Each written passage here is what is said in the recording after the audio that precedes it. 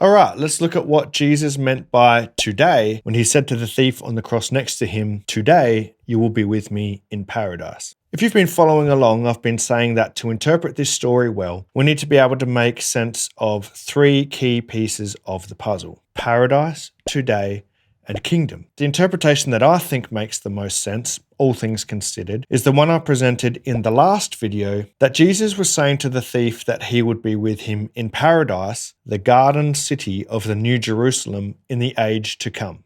That interpretation makes the best sense of paradise and kingdom, but what about today? When Jesus said, "Today you will be with me in paradise," that suggests that wherever paradise is, they would both be there that same day after they died. That's the plainest reading of today. But if that's the case, then interpretation number 2, that paradise is a compartment of Hades, would be the only legit interpretation, because according to the Bible, the only place Jesus went in the 24 hours after he died was to the realm of the dead. But plenty of biblical scholars suggest that Jesus didn't mean in the next 24 hours when he said to the thief, "Today you will be with me in paradise." There's actually a few theories on this, but I'll just mention the main two. The first one is a matter of grammar and punctuation. Now, I can't read New Testament Greek, but several New Testament scholars who can have pointed out that there is actually no punctuation, no comma in the original Greek text. And according to the rules of Greek grammar, when this verse is translated to English, the comma could go either before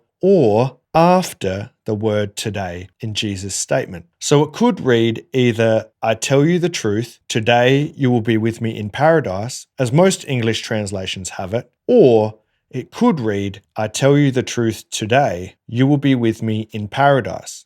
Either of those translations are equally valid. And apparently, several of the earliest translations of the Bible do, in fact, place the comma after today, which would mean that today is when Jesus was telling the truth, not when the thief would be with him in paradise. I'll link to an article about this in the description. Now, the main pushback against placing the comma after today is that it makes today a completely unnecessary word in the sentence. Why would Jesus need to mention that he's telling the truth today?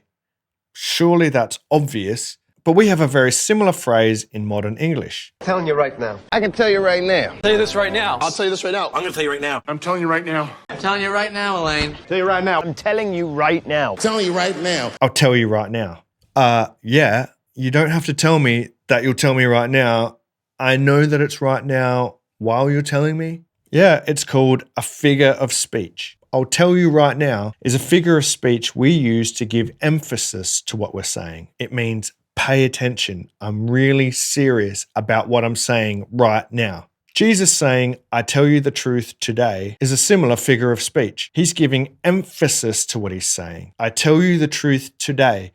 You will be with me in paradise, the garden city of the New Jerusalem in the age to come." A second theory is that Jesus did mean "today you will be with me in paradise," but that he meant today according to the thief's perspective, as in after the thief died, the very next thing he would be aware of, as if it were the same day, is resurrection, final judgment, and then being present in paradise, in the new creation. A fairly deeply ingrained idea for most people, not just Christians, this is across multiple belief systems, is the idea of an immortal soul. The idea that after the body dies, the soul lives on somewhere in a conscious state, whether that's in heaven or Hades or purgatory or some other place. But the Bible most often speaks about the dead using the metaphor of sleep. The dead are asleep, and then they awake at the resurrection. This metaphor of sleeping in death suggests that there's nothing going on for a dead person. No activity, no awareness of anything until they awake at resurrection. Like someone being in a coma for years who has no conscious thoughts and no awareness of the time passing, a dead person has no awareness of anything between death and resurrection.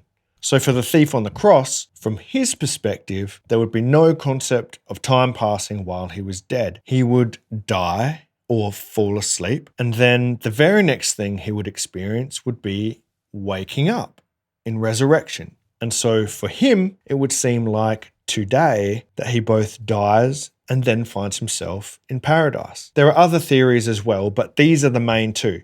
The point is, there are legitimate ways in biblical scholarship to interpret today in a way that works with the thief entering paradise sometime in the future, in the age to come. So wrapping up this little series about the thief on the cross going to paradise, here's why I think interpretation number 3 is the clear winner out of the 3 different interpretations that we've looked at. It is the only one that can line up all 3 key pieces of the puzzle: paradise, today, and kingdom. It is also the only one that views paradise as it was most commonly understood by the Jews, and it is the only one that makes any sense at all of kingdom, which is actually the foundational context for this story. So let me know what you think. Have you found what I've presented convincing? Is this whole topic clearer? Or do you think I've missed something important? Let me know in the comments. Thanks for watching, and I'll see you in the next one.